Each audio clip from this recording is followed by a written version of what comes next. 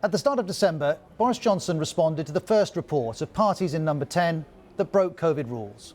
All guidance was followed completely during Number 10. More details soon emerged, and 6 days later, the Prime Minister responded again. What I can tell you is that all the guidelines were observed. But guidelines weren't observed at some events. We know that because the Metropolitan Police has confirmed that 20 fixed penalty notices are to be issued for breaches of COVID-19 regulations. These breaches were in Whitehall and Downing Street, and they come with a fine for breaking the law, which means this. Whatever happens next, one fact has been established today. The police think that COVID laws were broken in some of the very buildings where they were being set. Now, we don't know who's been fined, though Number 10 says it's not been told Boris Johnson is among them. But this is not the end of the matter.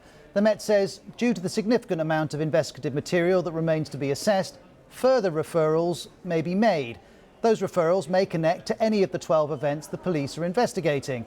And while the Met continues its work, we also wait on Sue Gray. She's the senior civil servant who's investigating the same gatherings plus another 4. Her initial findings already note failures of leadership and judgment by different parts of Number 10 and the Cabinet Office. And her full report may bring more detail. It is likely, I'm told, to name certain individuals and the role they played in some of these events. And while we wait on that report, it's Boris Johnson's MPs who control his immediate fate. Some called for him to go in January. A few have since withdrawn that demand. Most of his MPs, though, have stood by him throughout. The Prime Minister has taken steps to rebuild confidence. So we've seen him apologise. He's changed several members of his senior team to boost their operation around him. And also, I think he's shown really strong leadership on the world stage when it comes to Ukraine and Russia.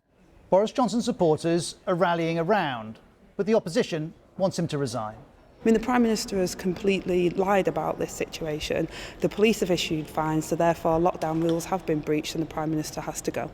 But to be clear, Boris Johnson has not been fined. We don't know whether he attended events which have led to fines or if he was aware of rule breaking at the time. But in January, he did apologise to the public.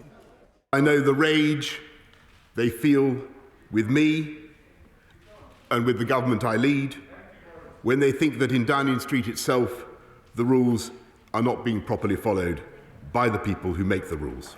As for the initial statements from the Prime Minister, Number 10 continues to insist that at all times he set out his understanding of events, though we now know at some times that understanding was inaccurate. And Number 10 was less categorical on another question. Here's Pippa Creer, who broke the original story, tweeting that the Prime Minister's spokesperson refuses to say if he now accepts the law has been broken. But whether Number 10 accepts this or not, the police say that is what happened. And as we consider that, consider too these comments earlier this month from Cabinet Minister Jacob Rees-Mogg. He suggested that in the context of the war in Ukraine, the party's story was the disproportionate fluff of politics. That, of course, is disputed. What is clear, though, is that the reason this story's had impact is because of what Boris Johnson told the country as the virus surged.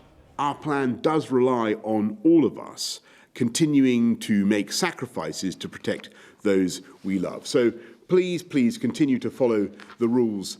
But the police now say the rules weren't followed in Downing Street and Whitehall at a time when obeying them was presented as a matter of life and death. And so that's now led to these fines. We don't know if there's a political cost to be paid too.